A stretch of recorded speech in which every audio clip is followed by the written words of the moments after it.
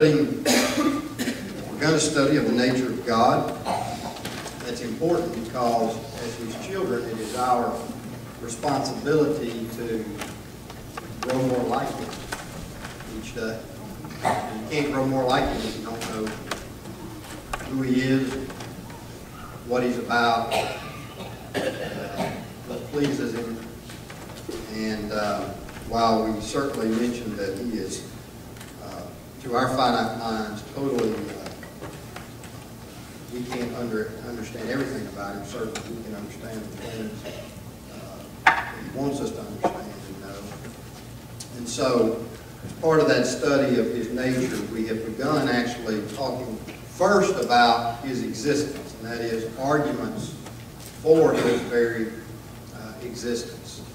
And we've looked at the intuitional argument, that is the fact that belief in God, or at least belief in a spiritual realm, a higher power, a creator, is natural to mankind, natural to human beings. And in fact, is admittedly so even by atheists themselves. We talked about some of those studies that have been done. Children naturally tend to be creationists and deists than they do to be atheists. They have to be taught to disbelieve. So we looked at that argument. Last week, we were looking at the cosmological argument and basically finished that. I do want to take about 5 minutes and review that, but the cosmological argument, that term cosmological comes from the cosmos, and so therefore it means, hey, the universe is here, therefore what? I mean, we have to explain how it got here, right? At a cause. It's not eternal. The first law of thermodynamics says, from your high school days, that matter is neither being created nor destroyed. And so, the physical universe in which we live did not create itself. And the second law of thermodynamics says that it's not eternal. That is, the second law of thermodynamics says the amount of usable energy in the universe is being used up, being expended, the amount of usable energy. And so therefore what that says is, and we'll notice the scripture on that in a minute, the Bible teaches this, is that the universe, the physical universe in which we live, is running down. And in fact, it's doing just the opposite of what evolution teaches. Evolution tries to tell us that we're going from chaos to order. And yet you look around and anybody with any common sense can see that the physical world in which we live is going from order to chaos. You can look at that even in the human gene pool. And so it's running down. And so because of that, we know that the universe is not eternal. It did not create itself. And we see this idea of the cosmological argument, as we mentioned last week in Hebrews 3 verse 4, which says what?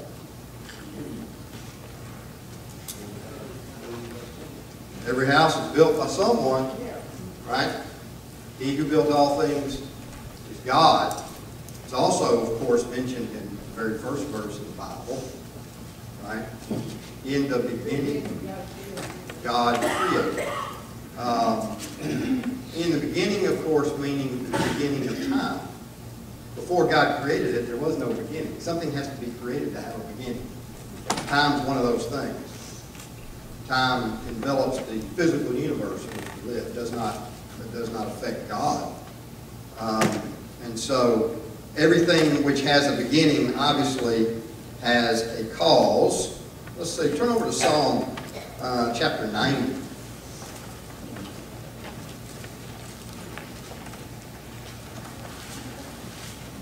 Psalm 90. Let's see. Beginning of verse 1. Lord, you have been our dwelling place in all generations. Before the mountains were brought forth, or ever you had formed the earth and the world, even from everlasting to everlasting, you are God. And so, in order for the universe to be here, it has to have the law of cause. The cosmological argument says that every material being the key word, every material effect must have an adequate cause. And so you can go on ad nauseum backwards, saying this caused this, and this caused that, and this caused this. But at some point, you have to get to a point where there is what? Yeah, there has to be a first cause, or as we call it, an uncaused cause. I think somebody mentioned to me last week, Aristotle's term for it was an unmoved mover, right? And so anything which is contingent, and the universe in which we live is contingent, has to have a cause.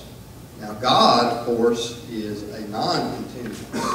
He's not created, and he doesn't rely on anything else. Yes? On this subject that we're talking about, Brother Wayne Jackson has a wonderful book out. I've just started reading. It's called The Bible and Science. Uh-huh. And having gone through the third grade like I did, I thought I knew a lot about it, but I don't. But Well, that's because you went to the third grade in East Tennessee. Well, I did go through it twice, though. Every once in a while, that thing's off. But anyway, I'd like to recommend this book as being able to understand what it's all about. It is a good book. He does a wonderful job. And even all those 90,000 third graders at Neyland Stadium. There you go. Family tree goes up. But it is a good book. Yeah, very good book. So, something exists, therefore something had to exist eternally. And we know from those first two laws of thermodynamics that whatever has existed eternally is not physical. Well, what's left? It's not physical.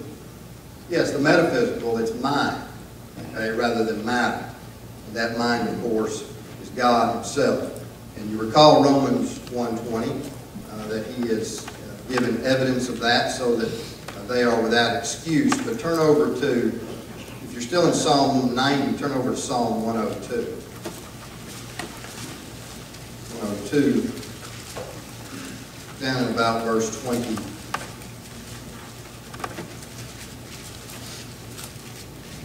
24, I said, "Oh my God, do not take me away in the midst of my days. Your years are throughout all generations. Of old you laid the foundation of the earth, and the heavens are the work of your hands." Now notice, what law is this? They will perish, but you will endure. Yes, they will all grow old like a garment. Like a cloak you will change them, and they will be changed. But you are the same, and your years will have no end. Actually, you see both laws of thermodynamics mentioned in that verse. He says, you laid the foundation of the earth. You're the creator. It didn't create itself. And number two, what's happening to it now? It's growing old, like a garment. The world is, or the physical universe in which we live, wearing out. So there had to be a cause. That's what's called the cosmological argument. All right, let's move on to another argument. And I said last week we were going to move on to the teleological argument. We're going to save that till after the gospel meeting this next Sunday. So we'll not be having this class. Brother Pollard will be here. But I want to look today at what's known as the moral argument for God's existence. A few years ago in California, atheists had a big, what was called an atheist love fest. Somebody making fun of it. It was called a Beyond Belief Symposium. And it was covered by New Scientist magazine.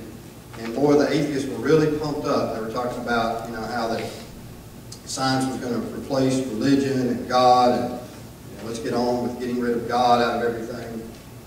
Well, then they had a follow-up conference a few years after that called Beyond Belief number 2 in 2008. And by that time, they weren't so gung-ho.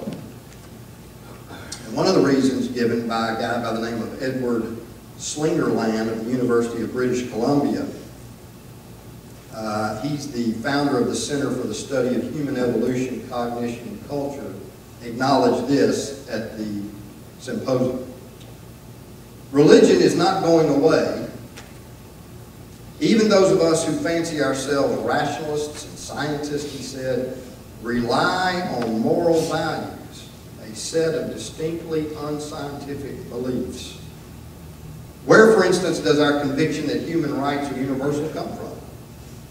Humans' rights, to me, are as mysterious as the Holy Trinity. You can't do a CT scan to show where human rights are. You can't cut someone open and show us their human rights. It's not an empirical thing. It's just something we strongly believe. It's a purely metaphysical entity. And of course, that's part of their problem right there, is that they don't understand anything they can't put in a test tube and refuse to understand anything that they can't put in a laboratory test tube. But this guy at least was honest enough to say, what do we do about our objective moral values? How do we explain that? I mean, most rational people believe that some things are right and some things are wrong, and that's not just an opinion to them. No, I mean, this is right, this is wrong. And so inevitably, when a deist gets into a debate with an atheist, at some point, there's going to be this debate over where objective moral values arise if we just develop from rocks and ooze and slime, we're just higher developed animals. Where do those come from? Because at some point during that debate, the believer in God may very well look at the atheist and say, so, really, if I want to come into your house and take everything you had and rape your wife and kill your children, you have no objective moral basis upon which to convict me that that's wrong. I mean, why can't I just do it because I'm an animal? And in fact, some teach that. In other words, rape is explained away in some college classrooms as just being, that's the way men, keep the species going. That's just something from our yesteryear. And so, but inevitably that atheist is going to say, no, you can't do that. Most of them are going to say, you can't do that. That's just not right. But on what basis do they say that? Where does the objective come from? You remember this, Brother Warren debated two famous atheists in the past century. 1976, he debated Dr. Anthony Flew, professor of philosophy at the University of Reading in Reading, England, considered one of the world's most respected atheists and philosophers. This was done at the Harding Graduate School of Religion here in Memphis, Tennessee. It was a four-night debate. And as most of these debates went back then, you got to submit a certain number of questions to the other side prior to the debate and ask them to answer them. Maybe like 10 questions or something. And Brother Warren, if you ever heard Brother Warren speak, would usually form those and put those in the form of true-false questions. Either true or false, yes or no. So Warren asked Flew a question like this. In murdering 6 million Jewish men, women, and children, the Nazis were guilty of real, objective, moral wrong. Now, what do you think Flew said? True or false? He said true. He said true. Now, as an atheist, he shouldn't have said true. But he said true. In 78, he also debated Wallace Matson, professor of philosophy at the University of California in Berkeley, one of the most conservative places in the country.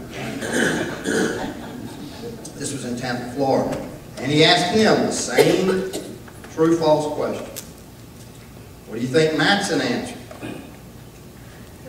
True. True. They were wrong. It was objectively, morally wrong for the Nazis to do that. And so, it's outside the scientific method. But every rational person, rational people, admit that there is a right and there is a wrong. There was a guy named Michael Roos. You've probably seen some of his books, an atheist. He even admitted in his book called Darwinism Defended that the man who says that it is morally acceptable to rape little children is just as mistaken as the man that says 2 + 2 = 5. Well, 2 + 2 = 4 is objective, is an objective truth that cannot be denied. So here's an atheist that says there are some things that are just as objectively wrong as a math problem. Well, this argument's been stated several ways down through the centuries. If you like logical syllogisms, like some of you probably do. The simplest way to state it is this. Premise number one, if God does not exist, then objective moral values do not exist. Premise number two, objective moral values do exist.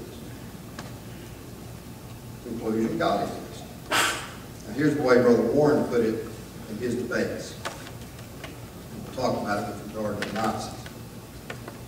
If the moral code and or actions of any individual or society can properly be subjects of criticism as to real moral wrong, then there must be some objective standard, that is, some higher law which transcends, now listen, transcends the provincial and transient, which is other than the particular moral code and which has an obligatory character which can be recognized. Number two, the moral code and interactions of any individual or society can properly be subjects of criticism as to real moral wrong. Number three, therefore, there must be some objective standard, some higher law which transcends the provincial and transient, which is other than the particular moral code and which has an obligatory character which can be recognized. So what does all that mean? Well, let's look at the Nazis. Now, Hitler killed or exterminated some 9 million people. That's not including casualties of the fight. So there was 9 million Jews who lived in Europe at the beginning of the 30s. 6 million of them were exterminated. That's 1 million Jewish children, 2 million Jewish women, 3 million Jewish men. They herded them into rail cars, shipped them to concentration camps. They put quicklime on the floors of the cars so their feet would burn. And then they were starved, gassed, and experimented on like animals. He then slaughtered another 3 million Poles, Soviets, Gypsies, and people with disabilities. Remember his obsession with, perfect race. And so, now, fast forward to the Nuremberg trials. These Nazis and others who carried out those orders were put on trial. What was one of their main defenses? Following orders. Following orders, but not only following orders, but what else? As pertains to our argument of objective moral values. Right. Whose law did we violate? We were following the laws of Germany. That's the only law to which we were amenable. The only law to which we were amenable was the law of our own country, of our own Führer, and he said that's what he wanted done. Therefore, you have no right to judge us based on, they're not U.S. citizens. They weren't even British citizens, right? They weren't French citizens. So you can't judge us based on American law, or British law, or French law. We were perfectly within our rights under our own law. What did the lead prosecutor for the Nuremberg trials, who was an American, say? What did he appeal to? He said there is a higher law to which all men are immune. And that behavior violates. And that's the law on which they were convicted. Well, if we're just animals, evolved animals, what higher law are you talking about? Why couldn't they just do what they wanted to do? If that's what made them happy, if that's what fulfilled them. If that was just the strongest and the survival of the fittest, what's the problem with that? It's inconsistent for an atheist to say that there is an objective moral law. And yet that's what those guys were tried on. There has to be, if there's objective good and evil, then there has to be an objective point of reference, is the point. Where does that come from? So, does atheism provide it? I mean, can an atheist say something is objectively evil or wicked or deplorable or atrocious? Because we have evolved from rocks and slime over millions of years. How many of you talk about morally depraved donkeys? Or evil elephants? Or immoral monkeys? You know, if a horse throws its rider, or, you're working in the barn and the mule kicks you in the head, is there any mens rea there? Was there any evil intent on the part of the animal? Maybe. Some would say that there's not. They're not held to the same standard. Pigs will eat their own young. Does that make them immoral? In fact, pigs will eat people, whatever. 10% of the diet of a Komodo dragon is what? Little Komodo dragon. What about that evil black widow spider that mates with her husband and then eats him? There's something wrong about that.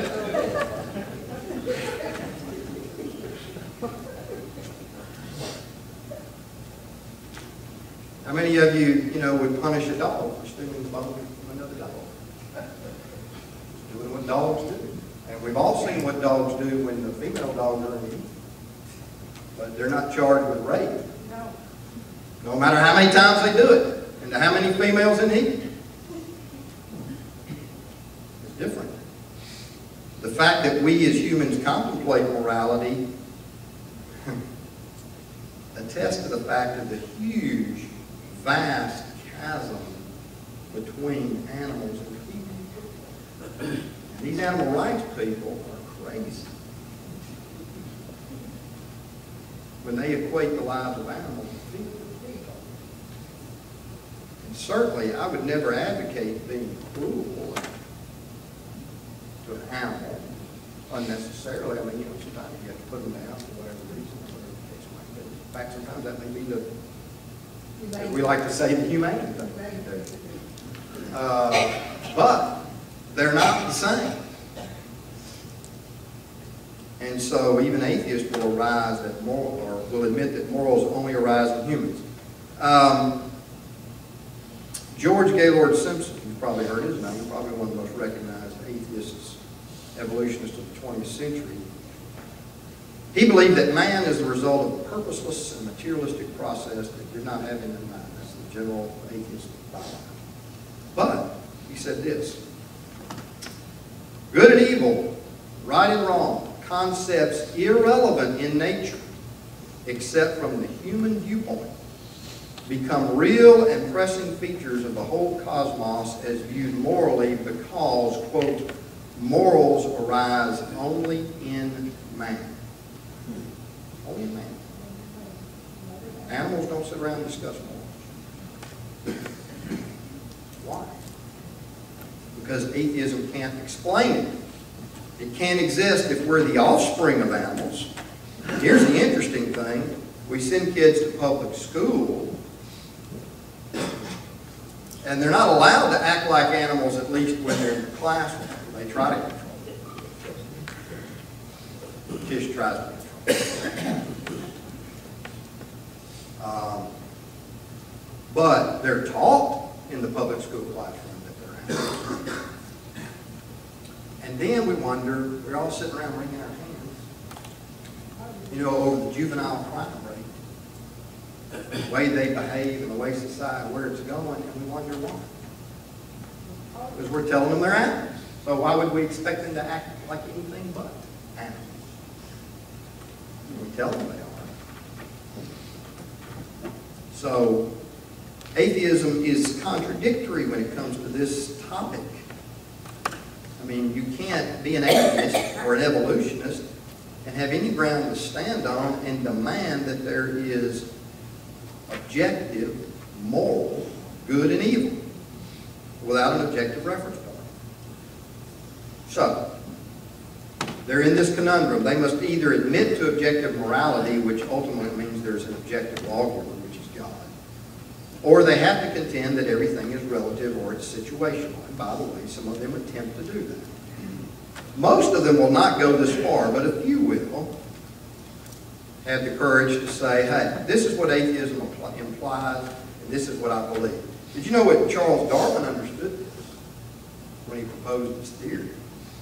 He understood exactly the ramifications of it, and therefore, for that reason, he said he was content to remain an agnostic, because he knew what the ultimate implications of the evolutionary theory were when it came to morals. In his autobiography, Darwin said, "A man who has no assured and ever-present belief in the existence of a personal God or of a future existence with retribution and reward can have for his rule of life, as far as I can see, only to follow those impulses and instincts which are the strongest or which seem to him to be the best ones. In other words, he's his own standard. He's his own, and frankly, this is where it's taken us. We're our own little God. I mean, that's what it's all about. I mean, a person who accepts a belief system that rejects the God of the Bible is basically what he's saying is, like mankind has done from the very beginning, and what all people in sin are actually saying is, look, there may be a God, there may not be a God, but the bottom line is, and this is all sin is.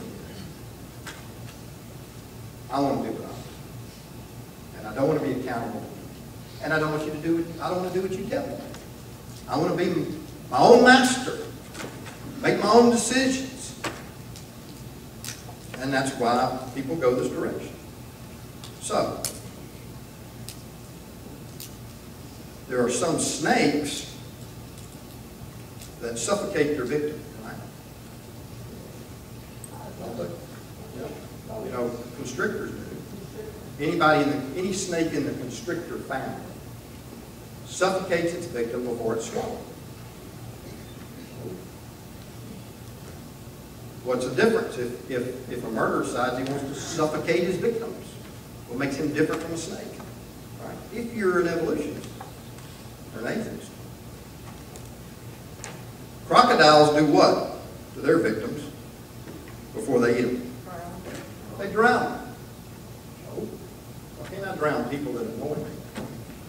I don't like them. I'm just an animal. I mean, right? Neither good or bad. Richard Dawkins, you've probably heard his name. Like George Gaylord Simpson, he's another famous atheist of our time. He put it this way. He said, life has no higher purpose than to perpetuate the survival of DNA. So long as DNA is passed on, it does not matter who or what gets hurt in the process. Genes don't care about suffering because they don't care about anything. DNA neither cares nor knows. DNA just is. And we dance to its music. This universe that we observe has precisely the properties we should expect if there is at bottom no design, no purpose, no evil, no good, nothing but pitiless indifference. Well, he can't prove that the purpose of life is to perpetuate DNA, but Dawkins is right about one thing, that if there's no God, there's only what? Pitiless indifference. And so then at that point, it really doesn't matter who or what gets hurt. Right? If you get in my way, you get hurt. It's a dog-eat-dog world at that point.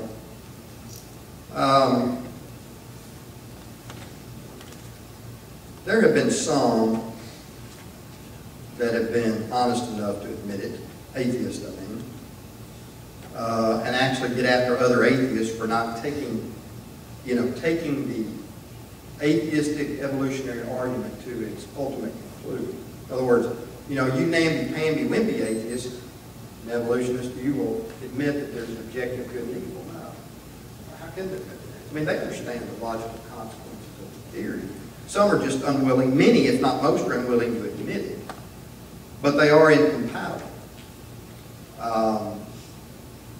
This one writer, atheistic writer in Scientist magazine, The Scientist is the magazine, was writing about the incompatibility of religion, and atheism, and evolution. He said, no inherent moral or ethical laws exist, nor are there absolute guiding principles for human society. The universe cares nothing for us, and we have no ultimate meaning in life. Well, he's right, if that's your belief. And I think most of you probably remember this from JeanPaul Sartre, in his lecture in 46 on existentialism and humanism. He said, everything is indeed permitted if God does not exist. He, that is man, cannot find anything to depend upon either within or outside himself. Right? If God doesn't exist, anything's permitted. There was nothing wrong with what the Nazis did. No way to condemn them. So let's come down to recent. This is pretty interesting. y'all probably kept up with some of these debates. You know, it was Kyle Button, I think, debated Dan Barker not too long ago. In 2005, Barker was in another debate with another fellow. And he said, all actions are situational. There is not an action that is right or wrong. I can't think of an exception in any case. So 4 years later, 2009, when he debates Kyle Butt on the existence of God, Kyle asked him when rape would be acceptable. When would it be okay to rape somebody? And he tried to, of course, dance around it a little bit, but he knew he had to answer. So finally he said, it would be okay if it meant saving humanity from certain destruction. Whatever that means. Well, here was his example. He went on to admit, and even joked a little bit, that it would be acceptable to rape 2,000, or even 2 million women if it would result in saving 6 billion people from hypothetical alien invaders.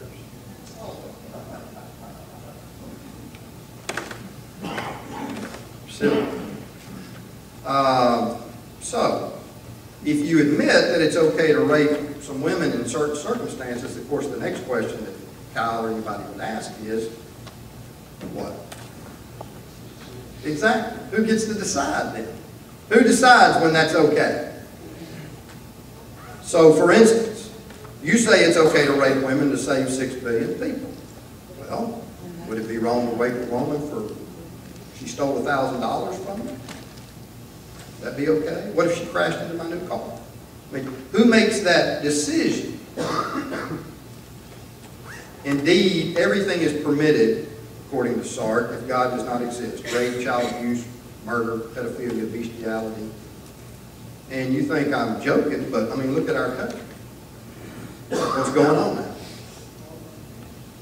We've gone from homosexuality, marriage, to now transgenderism. You know, they came down hard on the Mormons in the 1800s. We're not too long away from that now. Polygamy will be legal again, has to be. On what legal basis can you deny? I mean, if a man and man can marry, or a woman and woman can marry, well, why can't a man marry multiple women? What's the difference? So it'll be legal. Certainly nothing wrong with bestiality. And then eventually, the man love people, or the man boy love organization, who wants to make it legal for men to have sex with children of any age. That'll be down the pike somewhere. And you gotta love Hollywood. I mean, now they're all after each other. Everybody's a sexual predator, apparently, in Hollywood. Well, tell us something we didn't know. And they're the ones, you know, promoting this stuff. So, and I remember this. I don't know if y'all remember this or not. It didn't get a lot of play because I don't think atheists really wanted to get around the country. You know how the mainstream media is. They're not going to cover anything. They may believe it, but they'll try to water it down. There was a guy named Eric Pianka. And I remember this happened in 2006 in Beaumont. This is in Texas, too. I can't believe people in Texas let this guy say this stuff. I'm surprised they didn't put a rope around him and drag him through the brush. He was recognized as a distinguished Texas scientist of the year. And this, of course, was not, I don't think it was videoed or recorded, so it had to be reported by other people. But according to this, another guy named Mims, who was the chairman of the environmental science section of the Texas Academy of Science, here's what Bianca said. I remember when this happened, it was in the newspaper or something. He condemned the idea that humankind occupies a privileged position in the universe, and hammered his point home by exclaiming, "We're no better than bacteria." And then he started complaining about human overpopulation ruining the earth. Just like these nuts that we read about lately about global warming.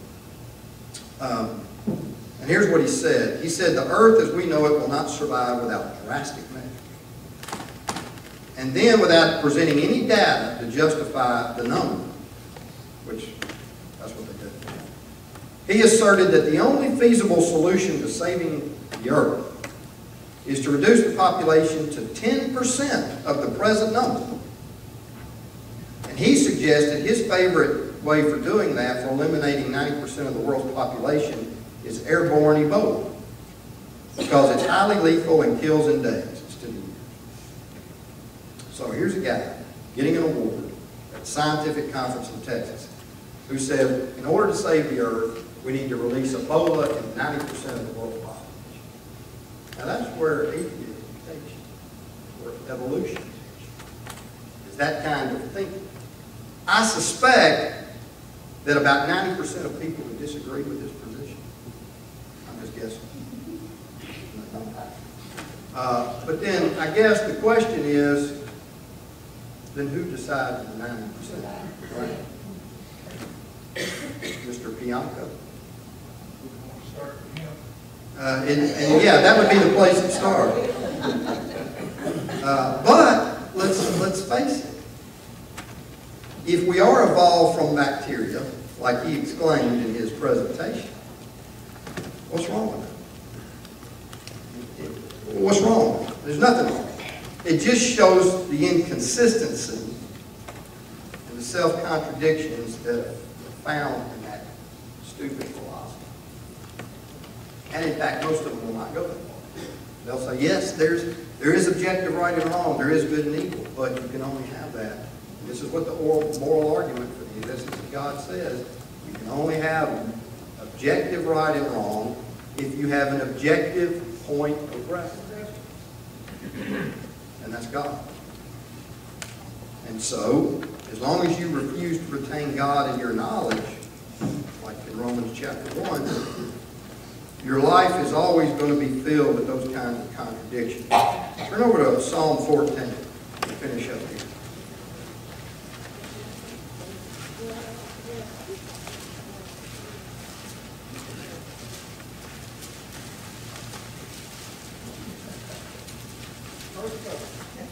Yeah, the first verse says, the fool has said in his heart, there is no God. Now that's part A of it. We always stop there. The fool has said in his heart, there is no God. Now, if that's the belief of the majority of people, then what happens to society according to the rest of the verse? What's the ultimate result? The fool has said in his heart, there is no God. They are what? Corrupt. They have done abominable works. There is none who does good. And so, if that's your belief system, there is no God, that's the kind of world you will live in. And the rest of it. But if you let the evidence take you to the Creator, then you discover a benevolent God who is good, which we'll talk about that. And actually, according to Christianity, in Galatians chapter 6, verse 10, demands what? What does God demand of his people? Do good unto all men. Did you have opportunity? Especially to those in the household of faith.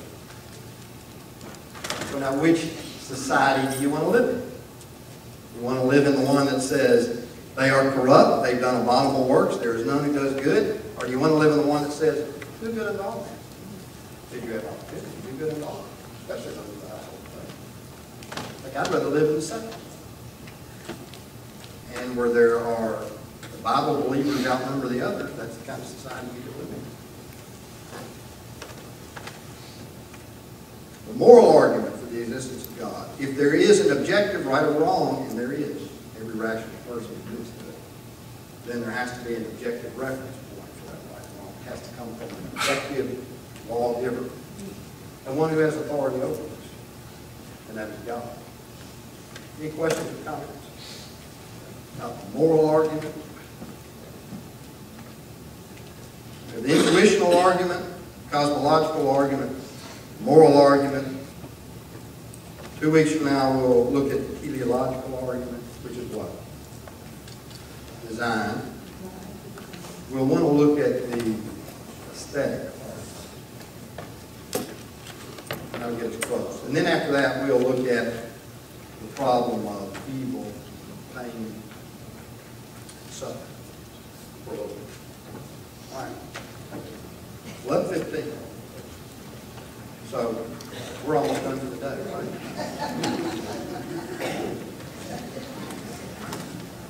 About 10 minutes.